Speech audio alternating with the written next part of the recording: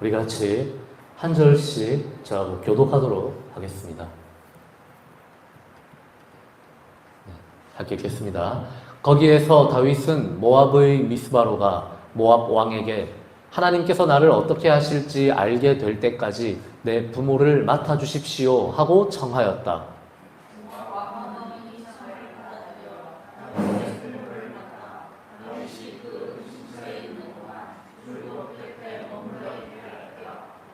그런데 갓이라는 예언자가 다윗에게 일렀다.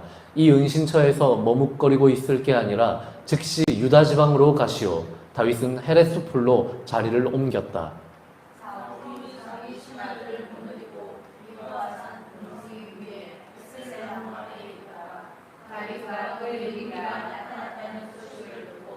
둘러서 있던 신하들을 꾸짖었다. 이 베냐민 녀석들아, 내 말을 들어봐라. 니놈들이 이새의 아들에게 밭이나 포도원이라도 받을성 싶으냐? 아니면 그가 너희들을 천인대장이나 백인대장이라도 시켜줄 듯 싶으냐?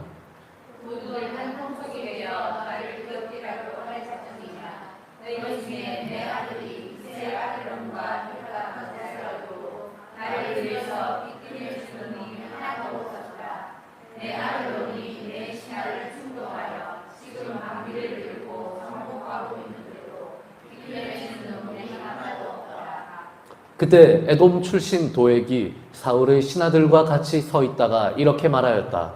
이새의 아들이 노브로 아히두베의 아들 아히멜렉을 찾아와서 만나는 것을 본 적이 있습니다.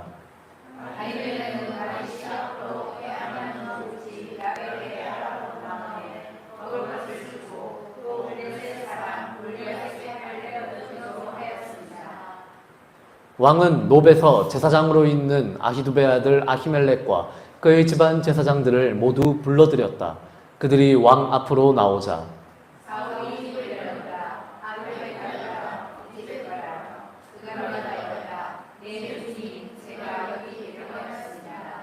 사울이 문책하였다.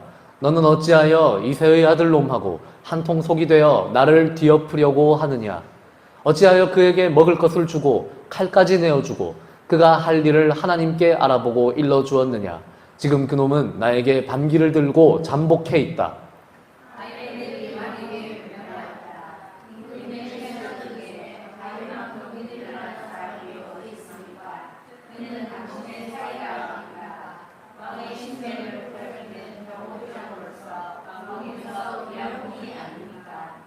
그가 할 일을 하나님께 알아봐 준 것이 이번이 처음입니까?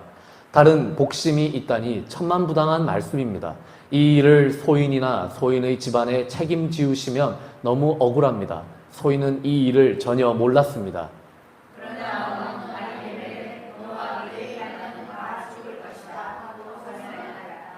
왕은 둘러선 호위병들에게 명령을 내렸다. 썩 나서서 이 야훼의 제사장들을 죽여라.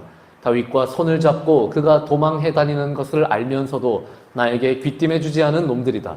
왕의 부하들이 야훼의 제사장들에게 감히 손을 대지 못하자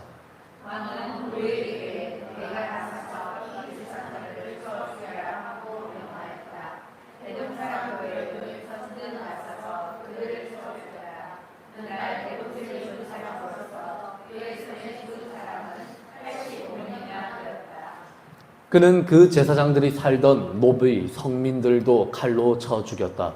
남자, 여자, 아이들, 젖먹이, 소, 나귀, 양까지 모두 칼로 쳐 죽였다.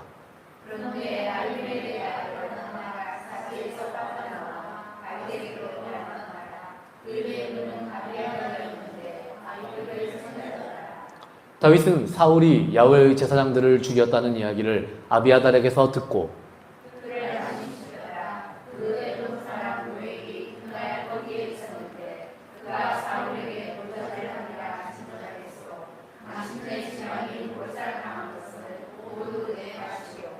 그러니 무서워하지 말고 나 함께 읽겠습니다. 여기에서 나와 함께 있도록 합시다. 당신 목숨을 노리는 자는 내 목숨도 노리고 있소. 내가 당신의 신변을 보살펴 주리다. 아멘.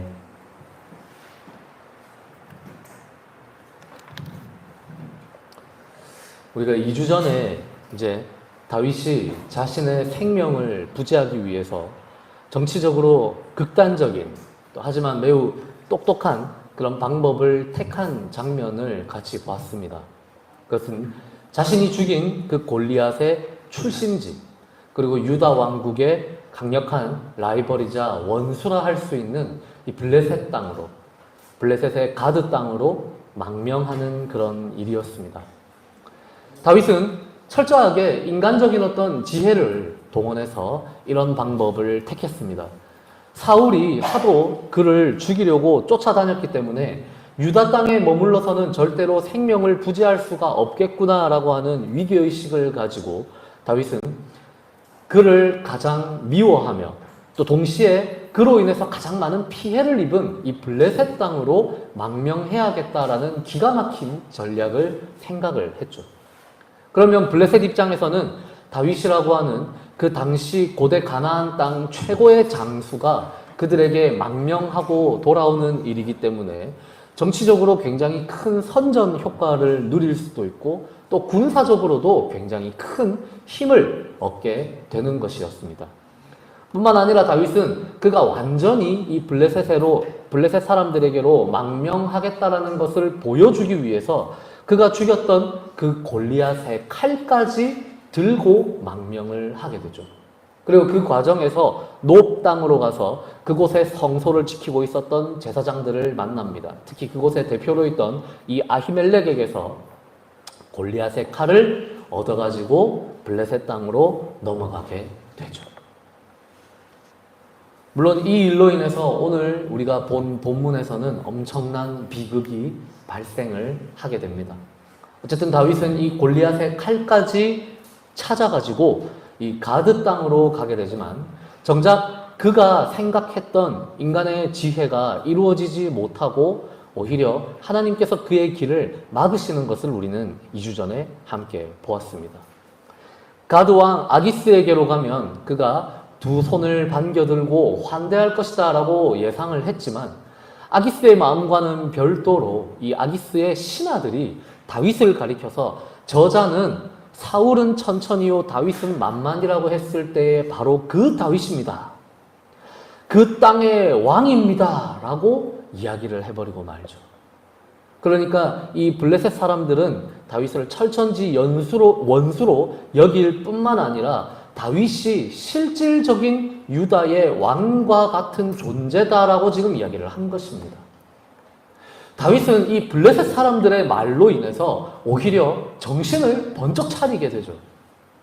다윗은 어쩌면 이 남은 여생을 블레셋 땅에서 좀 편안하게 보내고 싶었을 수도 있고 혹은 하나님의 말씀을 신뢰했지만 그가 왕이 되기 위해서는 사울이 먼저 죽어야 했기 때문에 그러나 다윗 자신이 사울을 죽이고 싶은 마음은 없었기 때문에 블레셋 땅에서 시간을 기다리며 기회를 기다리며 사울이 죽을 때까지 그냥 블레셋의 망명객으로 편안하게 기다리고 있고 싶었던 그런 마음이 있었습니다. 하지만 하나님께서는 그것을 허락하지 않으시고 다윗으로 하여금 네가 그 유다 땅의 실질적인 왕이 되어야 하며 그 왕이 되기 위해서 너는 그 땅에 머물러 있어야만 한다라는 마음을 그에게 회복시키신 것이죠. 왕이 되기 위해서 다른 나라에 있으면서 그 왕으로서의 자격을 갖출 수는 없는 노릇 아니겠습니까? 그죠? 그 나라의 지도자라고 하는 사람이 정작 그 나라의 백성들이 그를 가장 필요로 할 때에 다른 곳으로 도망가 있으면 얼마나 우스운 일입니까? 실제로 우리나라의 역사에서도 이런 일들이 많이 일어났죠. 임진왜란이 일어났을 때 가장 먼저 짐을 싸들고 수도를 버리고 도망쳤던 왕도 있었고요. 또 조선시대뿐만이겠습니까? 그런 일들이 우리나라의 역사 속에서도 많이 빈번하게 일어났죠.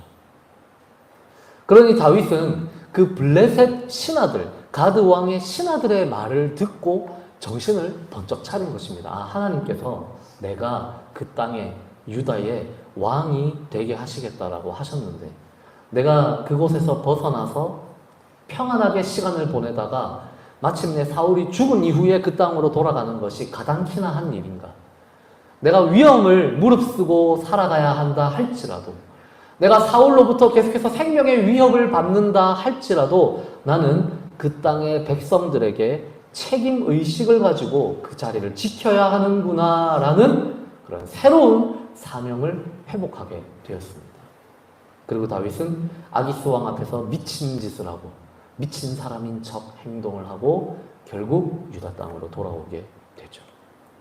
오늘 이야기는 그 이후에 이어지고 있는 이야기를 다루고 있습니다. 먼저 다윗은 이제 유다 땅으로 돌아와서 아둘람에서 그의 세력을 형성한 이후에 잠시 모압 왕에게로 넘어갑니다. 모압 왕이 거하고 있던 미스바라고 하는 곳으로 가게 되죠. 미스바라고 하는 지명은 사실 성경에 여러 차례 등장을 합니다. 사무엘도 미스바에서 대성회를 열었던 그런 기억이 있죠.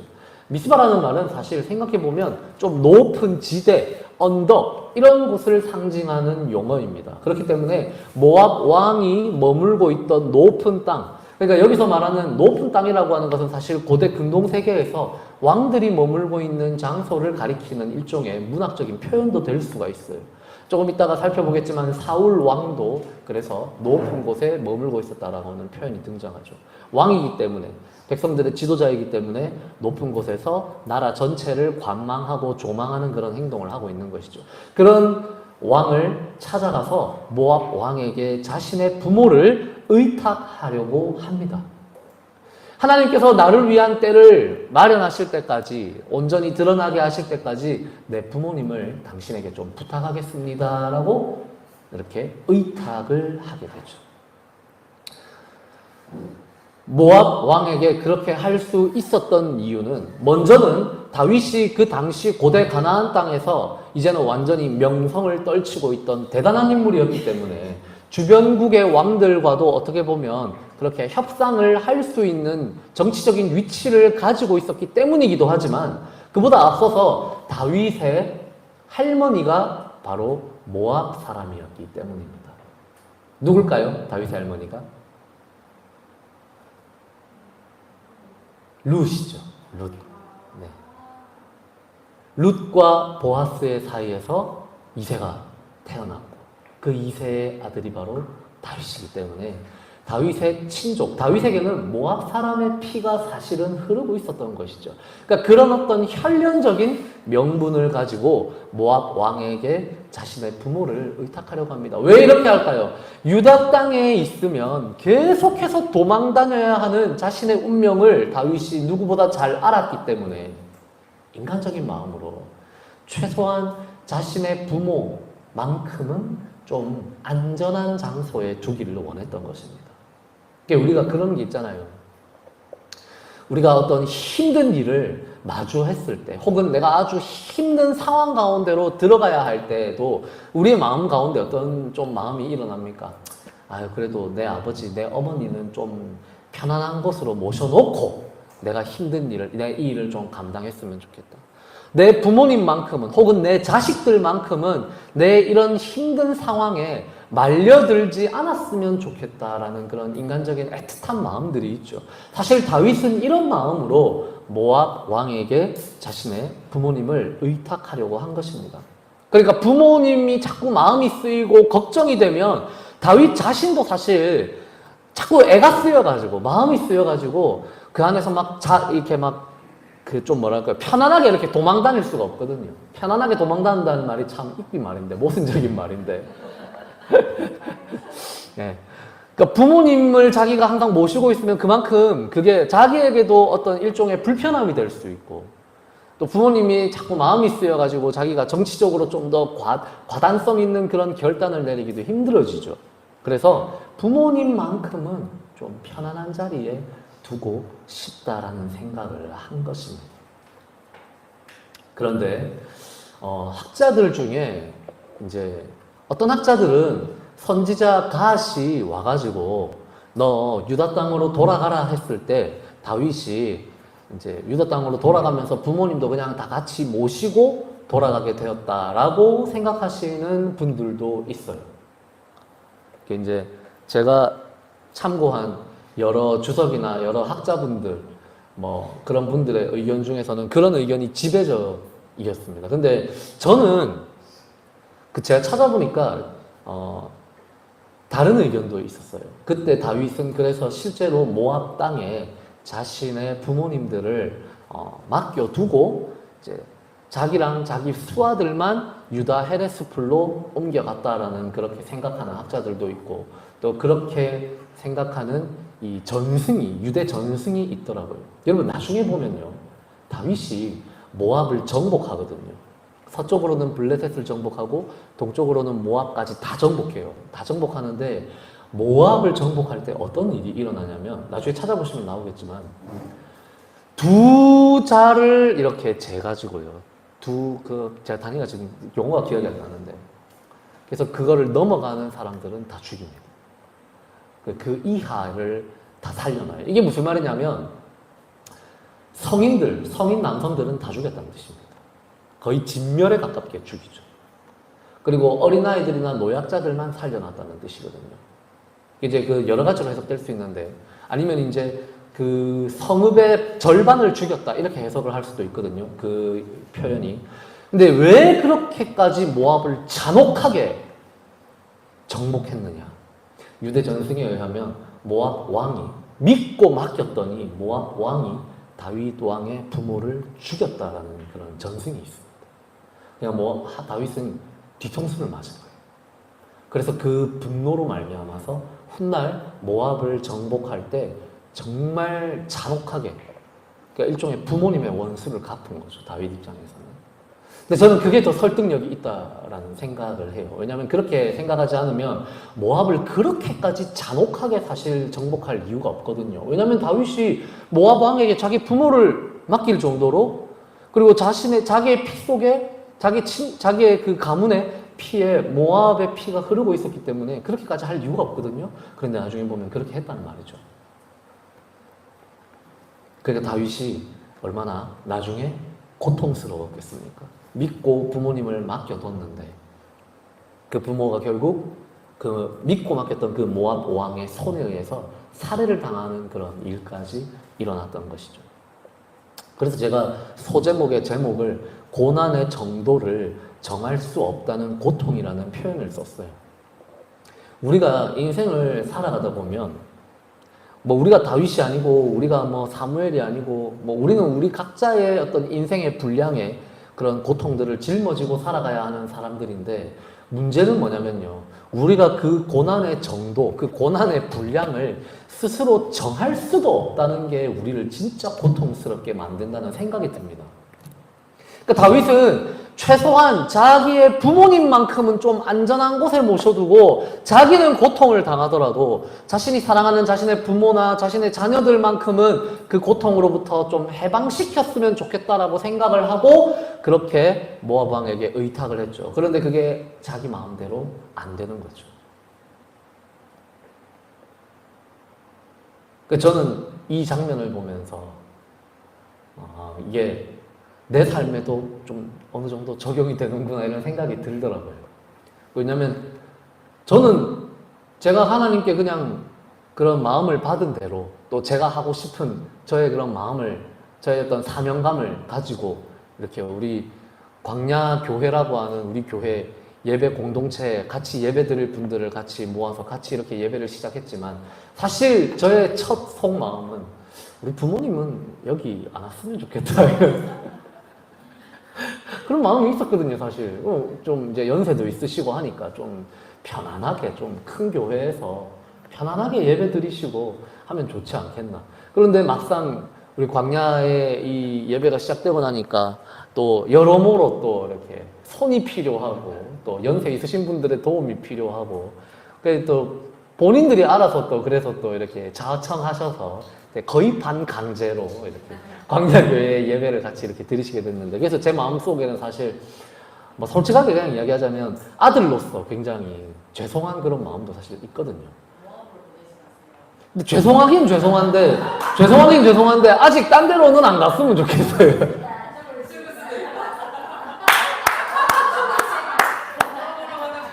예, 가지 마세요. 오늘 다윗 이야기를 보니까 좀 그죠. 아직 안 갔으면 좋겠는 그런. 그래서 이게 근데 이제 이건 사실 뭐 웃자고 하는 이야기지만요. 우리가 그렇지 않습니까?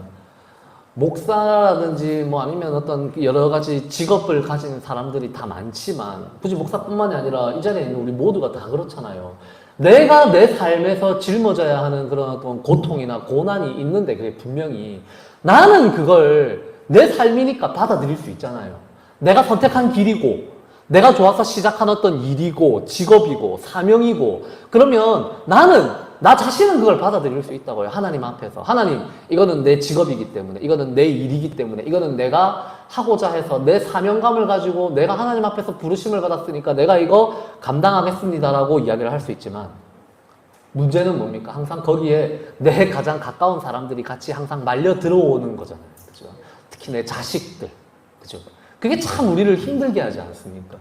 우리 마음 가운데는 항상 그런 마음이 있잖아요. 아, 내 자녀들만큼은 내가 겪고 있는 이런 어떤 고난의 자리, 이런 어떤 사명이라고는 하지만 좀 힘든, 이런 고통스러운 이런 자리에서 좀 벗어나서 좀 더 편안하고 좀 윤택한 그런 삶을 살게 해주고 싶은 그런 마음이 부모로서 우리 안에 다 공통적으로 있지 않습니까? 그죠? 그런데 그게 우리 마음대로 안 되죠. 그죠? 그게 마음대로 안 된다는 게 진짜 고난이죠. 그래서 다윗도 사실 아둘람에서 한 400명 되는 그런 많은 사람들이 모였을 때 그 내적인 갈등이 굉장히 심했을 거예요. 왜냐하면 아둘람에 모인 사람들은 다 힘든 사람들, 다 고통스러운 사람들, 다 가난하고 다 소외되었던 그 사람들인데 그들 가운데에서 자신의 부모만큼은 좀 편안한 곳으로 떨어뜨리고 싶은 마음 분명히 있었을 거거든요. 그런데 하나님은 그것조차도 어떨 때는 허락하지 않으시는 것이죠. 그래서 다윗은 결국 그렇게 하고 있던 와중에 선지자 갓이라고 하는 사람의 부름을 받습니다.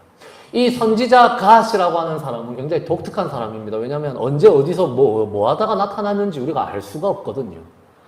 제 생각에는 아마도 사무엘의 제자 중 한 사람으로서 다윗에게 파견 나와 있었을 것이라고 저는 추측을 해봅니다. 선지자 사무엘의 그 선지자 학교가 있었잖아요. 그죠? 그래서 거기서 양성되었던 사무엘의 제자들 가운데 한두 사람이 다윗의 공동체로 파견되어 나와 있었을 가능성이 굉장히 높아요. 근데 이 사람은 하필 이름도 갓입니다. 그래서 이 사람이 말을 하면 뭔가 나도 모르게 하나님의 음성처럼 마치 자꾸 들어야 될 것 같잖아요. 왜냐면 갓이 말하되 이렇게 이야기하니까 하나님 말씀인가 이렇게 생각할 수도 있겠죠. 그죠? 근데 갓이 뭐라고 하냐면 이곳에 더 이상 머물지 마라. 그러니까 모압은 국경 너머이기 때문에 다윗이 지금 부모님을 안전한 곳에 모셔둔다는 핑계하에 자기도 사실은 이 편안한 요새에 좀 더 머물고 있었을 수 있거든요. 그런데 갓이 이제 그만 유다 땅으로 당신이 돌아갈 시간입니다 라고 그에게 상기를 시켜준 것입니다. 그래서 다윗은 그의 말이 곧 하나님의 음성이라고 생각을 했어요. 우리도 살아가다 보면 그럴 때 있지 않습니까? 우리 주변에 가까운 사람이 우리에게 선지자와 같은 역할을 해줄 때가 있어요. 그게 반드시 목회자라든지 장로라든지 이런 중직자일 필요는 없어요. 그냥 우리 다윗이 지난번에는 심지어 블레셋 사람들의 말을 듣고 하나님의 뜻을 깨달았던 것처럼 어떤 때는 진짜 지나가는 사람이 한마디 던지는 그 말이 우리에게는 하나님의 말씀처럼 다가와서 선지자의 말로 팍 꽂혀 들어올 때가 있죠. 다윗이 그 말을 듣자마자 바로 그래, 내가 다시 유다 땅으로 돌아가야 될 시간이다 라고 생각을 했습니다.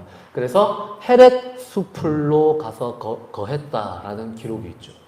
여기서 이 헤렛 수풀이라고 하면 수풀이라고 번역이 되어 있는데 그러면 좀 없어 보이거든요. 근데 사실 이거는 헤렛 숲이라고 이야기하는 게 좀 더 정확합니다. 그래서 좀 이제 많은 병사들이 몸을 숨길 수 있는 좀 그런 안정적인 장소로 다윗이 이동을 했다라고 볼 수가 있어요.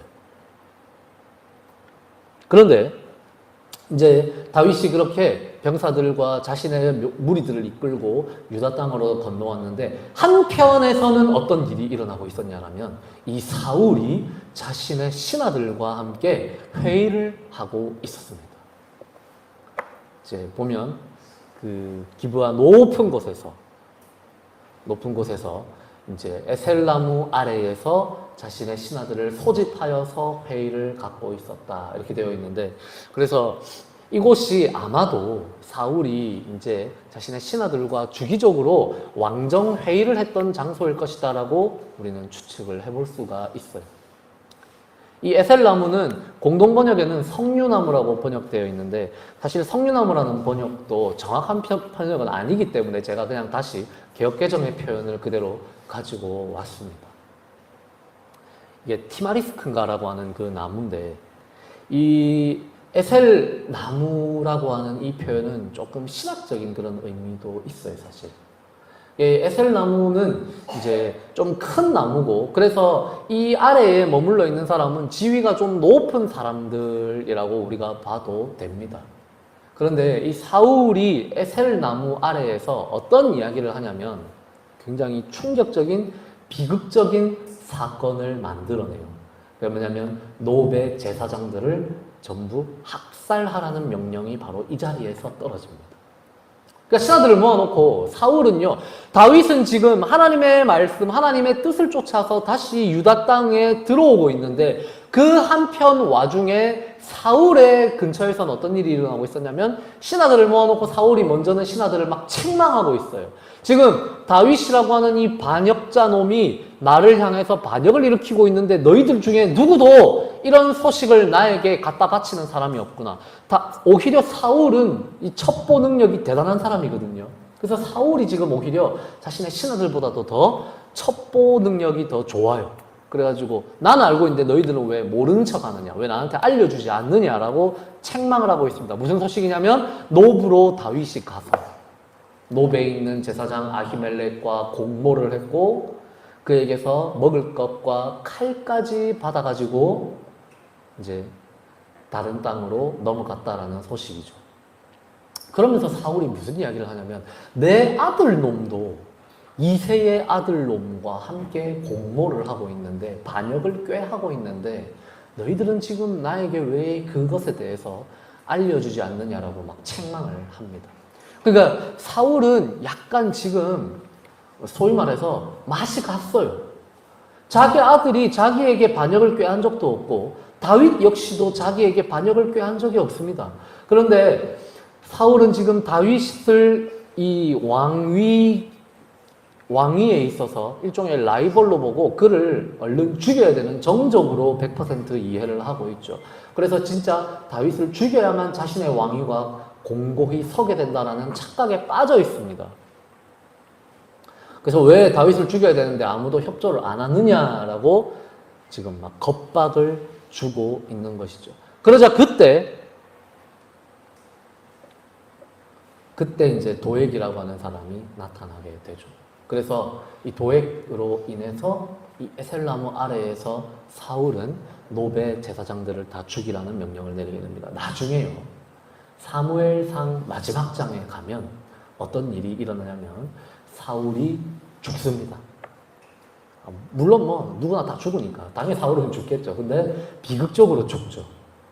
블레셋과의 전투 중에 전사하게 됩니다. 자신의 아들 요나단과 함께 전사를 하게 돼요. 죽고 나서 사울이 언젠가 구원해 주었던 이 야베스 성읍, 길르앗 야베스 성읍의 사람들이 나중에 그 시체를 훼손했던, 블레셋 사람들이 훼손해 놓은 사울의 시체를 다시 거둡니다. 그래서 화장을 해주고 그 뼈를 어디다가 묻어주냐면 에셀나무 아래에 묻어줍니다. 야베스의 에셀나무 아래에다가 묻어주게 됩니다. 그러니까 사실 이 대목을 보면요, 사울이 진짜 죽음을 당해야 했던 그 가장 끔찍한 원인 중에 하나가 바로 이 에셀나무 아래에서 일어난 일이 바로 그 중에 하나가 되었다라는 것을 우리가 알 수가 있죠. 그러니까 야베스 사람들은 일종의 예우적인 차원에서 에셀나무 아래에 그의 뼈를 묻어주지만, 하나님의 어떤 관점에서 봤을 때, 신학적인 관점에서 봤을 때 사울이 이 에셀나무에서 했던 일들, 제사장들을 다 죽이라고 했던 그 끔찍한 명령이 결국은 그의 죽음의 가장 그 본질적인 이유 중에, 원인 중에 하나가 되어버린 것입니다. 어떤 일이 일어났습니까? 도액이 나타나서 모함을 합니다. 없었던 이야기까지 해줘요. 그게 뭐냐면 아히멜렉이 다윗을 위해서 하나님께 물어봐 주었다라는 것입니다. 아히멜렉이 다윗을 위해서 하나님께 여쭈어 보았습니다 라고 이렇게 이야기를 해요. 그런데 이게 왜 모함이냐면요, 제사장들이 누군가를 위해서 하나님께 신탁을 하는, 에봇을 통해서 신탁을 하고 여쭈어 보는 것은 오직 그 당시에는 왕을 위해서만 하던 일이기 때문입니다. 그러니까 이거는 완전히 반역 혐의를 뒤집어 씌우는 거예요. 그러니까 아히멜렉이 먹을 거 내주고 골리앗의 칼을 내준 것까지는 사실은 반역 행위가 아니라고 변명을 할 수가 있어요. 왜냐하면 다윗과 아히멜렉이 우리 지난 시간에 살펴본 대로 도액 앞에서 같이 일종의 연극을 했거든요. 도액이 그 자리에 있었다는 걸 알았기 때문에 다윗이 아히멜렉을 약간 속이는 것처럼, 내가 지금 왕으로부터 지령을 받아서 비밀 임무를 수행하는 중이기 때문에 내가 지금 먹을 것도 없고 무기도 없는데 먹을 거 있습니까? 칼 있습니까? 이래가지고 아히멜렉이 그래 있지 하면서 아히멜렉은 마치 다윗에게 속아 넘어가는 것처럼 그렇게 해가지고 먹을 것과 칼을 내줬단 말이에요.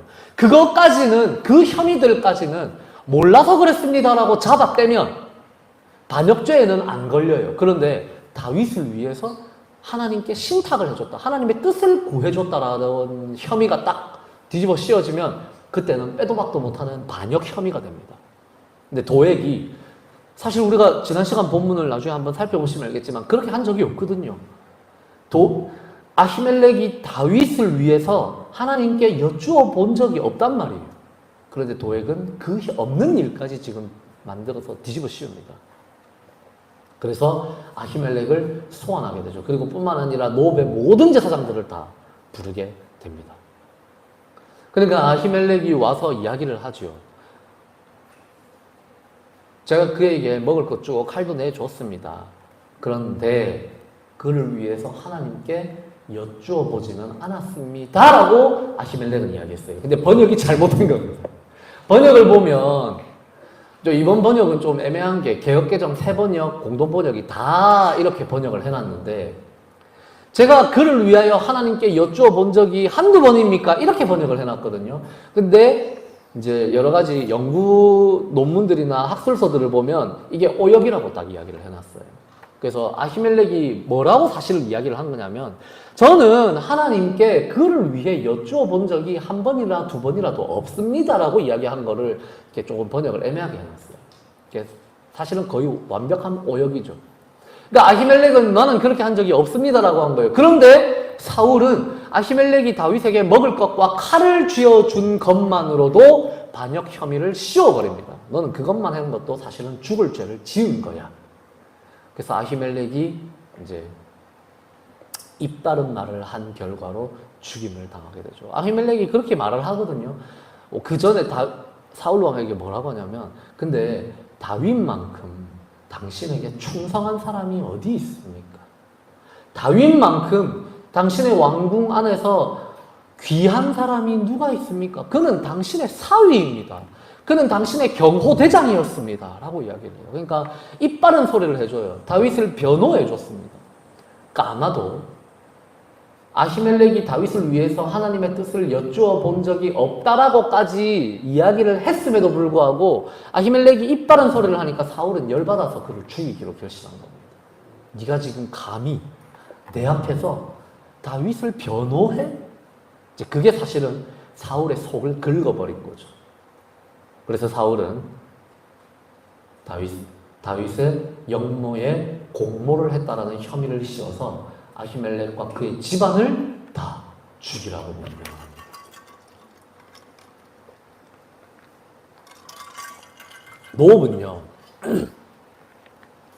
노업은 그 당시 제사장들이 지키고 있었던 제사장들의 성스러운 땅이에요.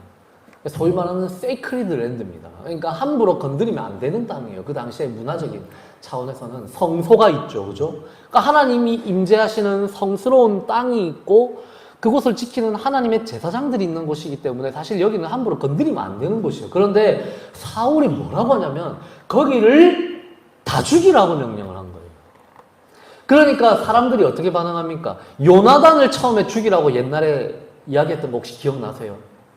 요나단이 그 꿀 찍어 먹은 죄로 사울 지가 사실은 잘못 명령해놓고 요나단을 죽여라 이렇게 하니까 사울의 신하들, 사울의 병사들이 다 그 말을 거부합니다. 순종을 안 해요. 왜냐하면 그래도 어떻게 왕의 아들을 죽이냐라는 것이죠.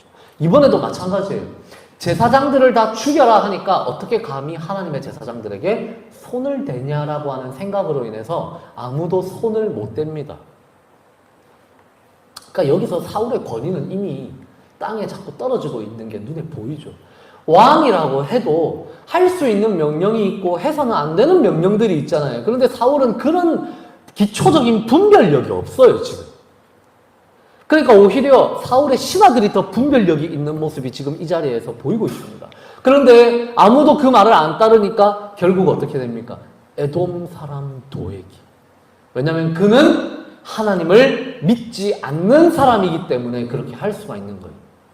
에돔 사람 도액이 노브로 가서 모두 다 죽여버립니다.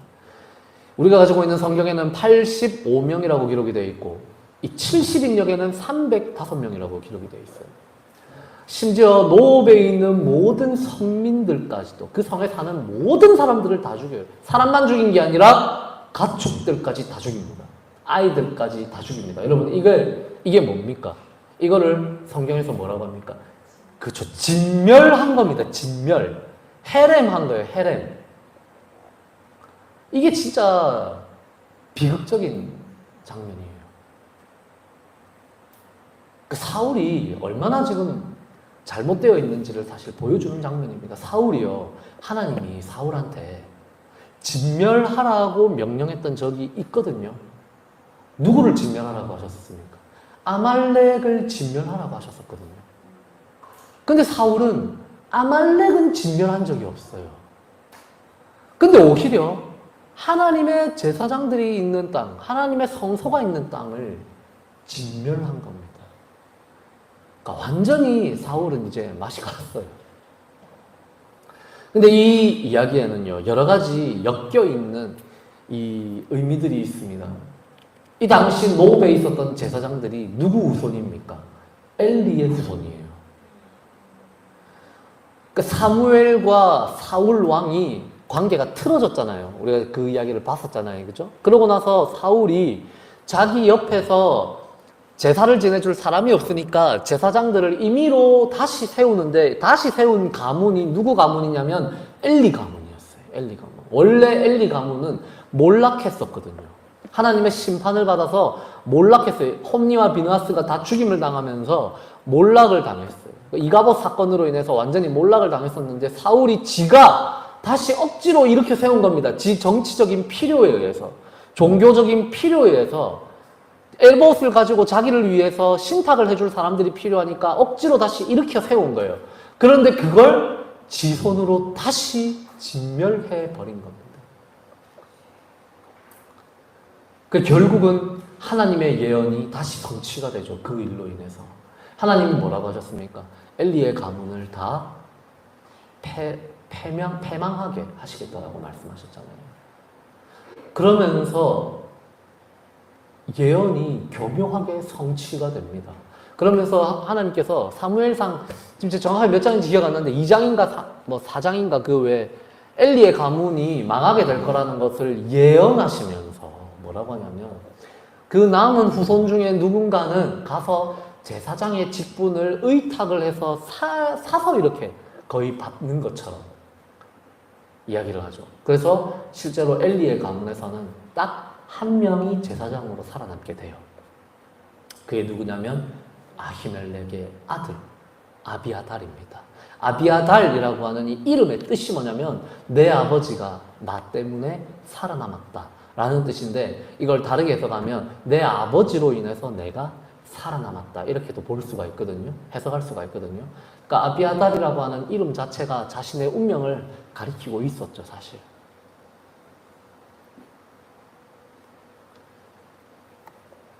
참 미묘한 그런 장면이라고 저는 생각을 해요. 여러 가지가요, 동시에 이렇게 엮여 있는데, 첫 번째로는 이 노베 제사장들이 진멸을 당한 장면은요, 사울의 잔혹함을 드러내는 장면입니다. 그리고 사울의 어리석음을 드러내는 장면이에요. 동시에 이 장면은 아히멜렉의 영성을 또 보여주기도 합니다. 아히멜렉이 의로운 사람이었다는 걸 보여주기도 해요. 왜냐하면 아히멜렉이 다윗을 도와줬고, 그리고 그 일로 인해서 사울 왕 앞에 끌려갔을 때 당당하게 입 바른 소리를 했거든요. 거짓말하지 않고 정직하게 이야기를 했거든요. 그리고 그 결과로 인해서 이런 끔찍한 일을 당하게 되죠. 그리고 그 끔찍한 일은 동시에 하나님의 뜻이 성취되는 장면이기도 하죠. 엘리의 가문에 대해서는 심판이 임하는 그런 장면이기도 합니다. 이 세 가지가 완전히 엮여 있어요. 그래서 참 이 장면이 우리가 이렇다 저렇다라고 말하기가 어려운 장면입니다. 첫 번째로는 사울의 잔혹함과 사울의 어리석음이 드러나는 장면. 두 번째로는 아히멜렉이라고 하는 이 의로운 사람이 자신의 정의로운 삶에 대해서, 정의로운 말과 행동에 대해서 그 대가를 치르는 장면이에요. 세 번째로는 그 대가가 역설적으로 하나님의 예언이 성취되는 엘리의 가문에 대해서는 하나님의 심판이 일어나는 장면입니다. 여러분, 이게 정말 너무 어렵지 않습니까? 좀 복잡하고 어렵지 않아요? 한 가지 사건이잖아요. 노베 제사장들이 다 진멸당하는 장면은 하나의 사건인데, 하나의 사건 안에 세 가지의 의미가 이렇게 중첩이 되어 있는 거예요.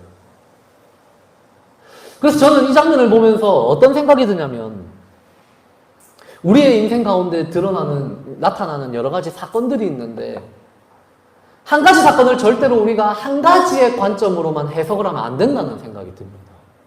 우리가 빠지기 쉬운 함정이 뭐예요? 우리 삶 속에 어떤 일이 탁 일어났을 때, 그걸 가지고 항상 우리는 뭘 먼저 생각을 하냐면,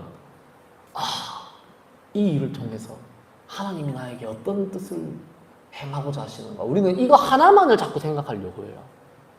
그런데 오늘 이 노베 제사장들이 진멸당하는 장면은 최소한 세 가지의 의미가 중첩이 되어 있습니다. 그러니까 우리의 인생 속에 일어나는 어떤 여러 가지 사건들도 사실은 한 가지의 해석만 가지고는 바라볼 수가 없는 장면일 때가 참 많을 것 같다는 생각이 들어요. 제가 이런 예를 들어서, 저는 좀 제 자신이 웃기기도 하고 여러분께 죄송한데, 제가 예전에 교회에서 쫓겨났을 때, 제가 이제 시간이 지나고 나서 그 장면을, 저는 그 장면으로 인해서 제가 그거를 다시 곱씹고 그거에 대해서 제가 다시 마음이 아프고 별로 그렇지 않거든요, 이제. 제가 예전에 그 기성교회에서 제가 이제 거의 한 6개월의 시간을 이제 좀 고통스럽게 있다가 결국 거기에서 이제 제 발로 나왔지만 사실 까놓고 말하면 쫓겨난 건데, 그 장면을 제가 곰곰이 묵상을 해보면, 그때는, 그 일이 일어났을 때는 저는 이제 어떻게 생각을 했냐면, 제가 내린 결론, 그 당시 제가 내렸던 결론은 뭐였냐면요, 이거는 하나님 뜻이다. 하나님 뜻이다. 나처럼 제 발로 나오든 쫓겨나든 기성교회에서 너무 힘들게 살았던 사람들이 같이 모여서 이렇게 신앙 공동체를 이루면 좋겠다. 내가 그렇게 하기를 원하시는 하나님의 뜻이겠다라는 생각이 들었어요. 물론 그것도 맞죠. 저는 그것도 맞다 생각해요, 지금도.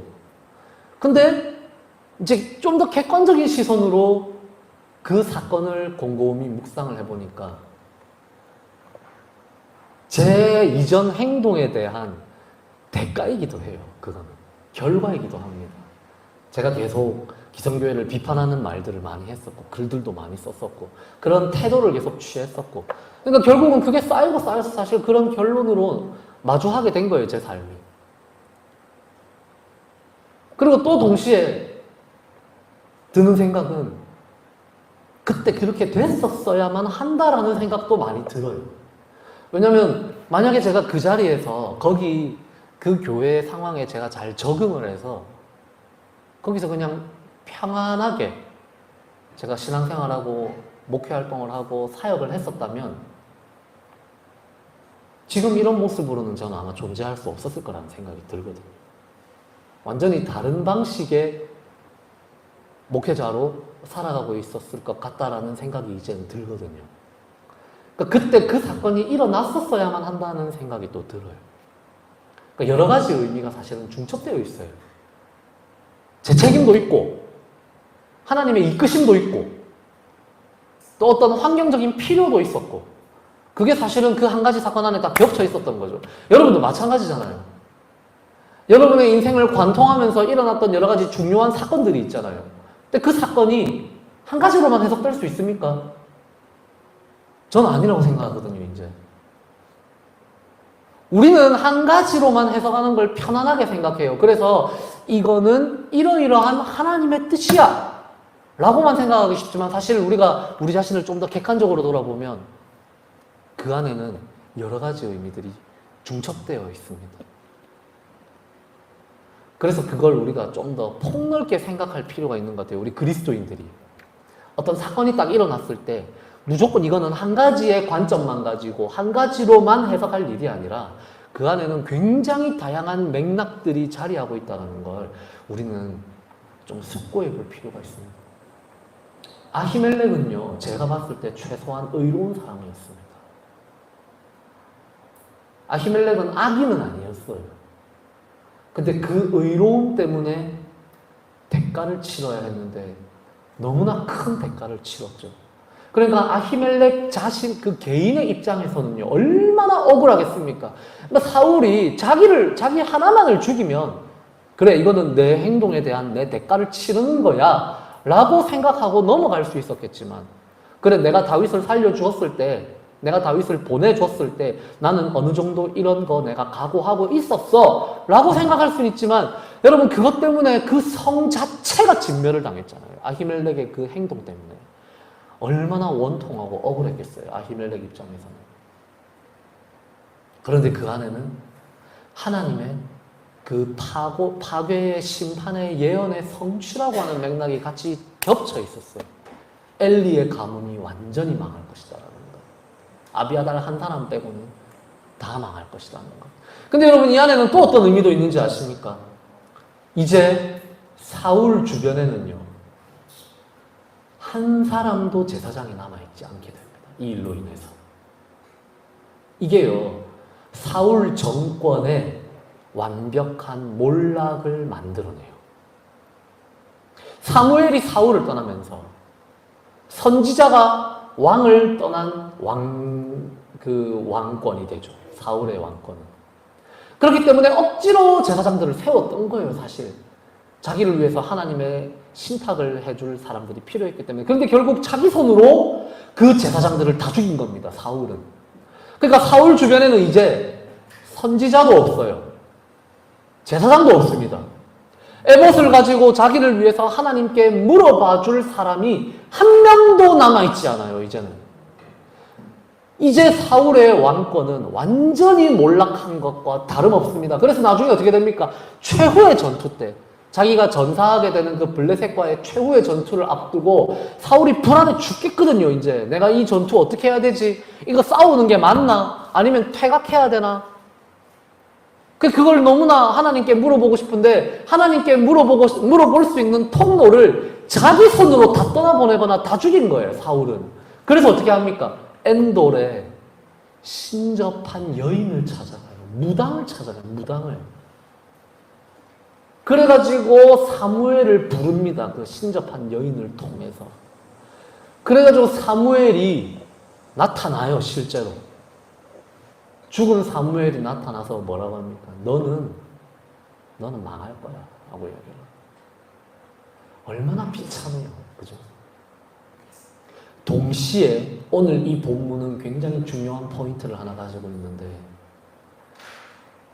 다윗의 왕권이 완벽해지는 장면이 동시에 급부상합니다.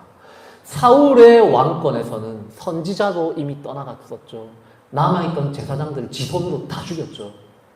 사울의 왕권에서 하나님과 연결될 수 있는 통로는 이제 다 사라졌습니다. 그런데 다윗의 모습을 오늘 본문에서 한번 보세요. 선지자가 나타나서 다윗에게 하나님의 말씀을 전해주잖아요.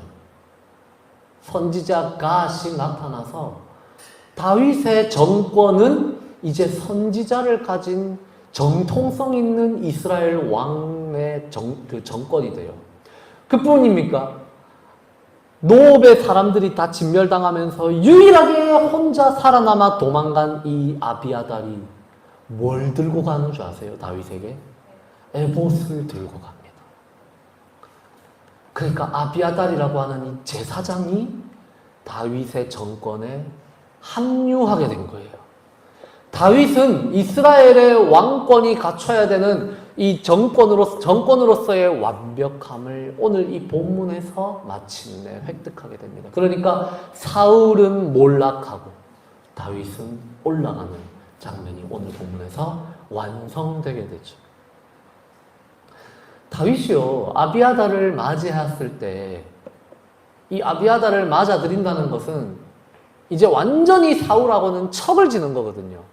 사울이 다 죽여라고 명령했는데 안 죽고 남아있는 마지막 그 한 명을 다윗이 자신의 품으로 맞아들인다는 것은 사울, 나는 이제 당신과 더 이상 같은 길을 가지 않겠다라는 걸 완전히 종지부를 찍는 행동이에요. 근데 그렇게 하죠. 그렇게 함으로써 다윗은 이제 사울의 부하로 자신이 남아있기를 완전히 포기합니다. 그리고 이 이스라엘의 왕으로 자신이 이제 행동할 것을 완벽하게 결단을 내린 장면이에요. 아비아달을 맞아들이는 장면. 그러므로 인해서 이제 사울의 왕권은 모든 것을 다 상실하고 다윗의 왕권은 본격적으로 출범하게 됩니다. 아무것도 없어요. 다윗은 왕궁도 없고 정규군도 없죠. 따라다니고 있는 그 400명 조금 넘어가는, 우리 지난주에 우리 복음의 부요함에 대해서 이야기했을 때 제가 자주 썼던 표현이 있잖아요. 우리 글베이들, 우리 거지들, 우리 400명의 가난하고 소외되고 병들고 약하고 버림받은 사람들과 함께 다윗은 하나님의 나라를 만들기 위한 자신의 정권을 출범하게 됩니다. 말씀을 정리하겠습니다. 다윗이 유다 땅에 다시 들어오면서 그는 이제 본격적으로 어떤 나라를 만들어 가냐면 사울의 정권이 지향했던 것과는 정반대의 나라로 만들어 가겠다라고 결단하게 됩니다. 그래서 아둘람에서 자신의 왕권이 출범하게 만들었죠. 그리고 유다 헤렛 수풀과 에셀나무 아래는 사실 굉장히 대비되는 장면이에요. 헤렛 수풀은 말 그대로 그냥 야인들이 머물 수 있는 장소이고, 사울이 있는 에셀나무 아래에는 굉장히 큰 왕적인 권세와 종교적인 권위를 가진 그런 사람들이 머무는 장소죠. 하지만 실제로 하나님께서 인정하시는 왕권은 다윗에게 있습니다. 실제로 하나님의 나라가 이루어지는 그 이야기는 사울의 왕궁에서 이야기가 진행되지 않고 다윗의 그 아둘람 공동체로부터 그 이야기는 진행되기 시작합니다. 하나님의 나라는 어떤 나라입니까, 여러분? 하나님의 나라는, 제가 그렇게 비장하게 소제목을 붙여놨지만, 하나님의 나라는 눈물과 피 흘림 위에 세워지는 나라입니다. 피 흘림이 없이는 하나님의 구원하심도 있을 수 없다라는 말이 사실은 하나님의 나라에도 같이 적용되는 거죠. 누군가는 눈물을 쏟고 누군가는 피를 흘리고 누군가는 희생을 하면서 하나님의 나라는 한 발 한 발 역사 속에 드러나게 됩니다. 오늘 이야기도 여러분, 노업의 그 제사장들이 흘려야 했던 무고한 피가 있잖아요. 아히멜렉이라고 하는 의인이 흘렸던 그 피로 인해서 다윗의 그 정권은 점점 하나님의 나라를 만들어가게 되죠. 그래서 우리는 이 장면을 보면서 우리가 지금 흘리고 있는 이 눈물과 피땀들이 결코 헛되지 않다라는 확신을 가지고 살아갔으면 좋겠습니다. 정의는요, 반드시 그 대가를 치르게 되어 있어요. 내가 정의롭게 산다고 해서 그 정의에 부합하는 어떤 따뜻한 보상들만 찾아오지 않아요. 여러분, 우리가 역사만 살펴봐도 사실 알 수 있는 이야기잖아요. 군화발에 짓밟혀갔던 우리의 그 무고한 생명들로 인해서, 젊은이들이 흘렸던 그 피로 인해서, 광주에서, 마산에서, 이 땅의 곳곳에서 흘렸던 그 무고한 사람들의 피와 눈물로 인해서 우리는 지금 민주시민으로 살아갈 수가 있잖아요, 사실. 앞으로도 계속해서 그런 일들은 일어나지 않을까. 그런데 그 눈물과 피 흘림이 이 땅 가운데 하나님의 나라를 하루하루 완성시켜가는 동력이 됩니다. 그것이 바로 우리가 공의로우신 하나님을 따라갈 때, 정의로운 삶을 살고자 노력할 때 치러야 하는 대가예요. 그 대가를 치르기 싫다면 불의하게 살면 되는 거예요, 그냥. 불의하게 사는 사람들 여러분 대가 치르는 거 봤습니까? 이 땅에서 온갖 비리와 부정과 횡령과 악한 행동들을 저지르면서 사람들에게 주어지는 것이 뭡니까? 그것이 사실은 보상이거든요. 그런데 정의와 공의와 선과 아름다움을 추구하면서 살아가는 사람들은 보상보다는 대가를 더 많이 치릅니다. 그것은 눈물과 피 흘림입니다. 땀입니다. 그런데 하나님은 바로 그것을 자양분 삼아서 하나님의 아름다운 나라를 우리 가운데 만들어 가십니다. 다윗이 그러했듯이 우리 광야교회도, 그리고 우리가 교회도 그 정의가 치러야 할 대가들을 어떤 부분에서는 각오하고 어떤 부분에서는 끌어안고 하루하루 우리에게 주어진 삶을 살아갈 수 있는, 또 그렇게 할 때 하나님께서 그런 삶을 우리가 감내하고 감당할 수 있게 우리에게 그런 능력과 힘을 부어주실 것이다라는 사실을 우리가 굳게 믿고 소망하면서 또 우리가 이번 한 주를 살아갈 수 있기를 사랑하는 주님의 이름으로 축복합니다. 우리 함께 나는 믿네, 우리 같이 찬양하도록 하겠습니다.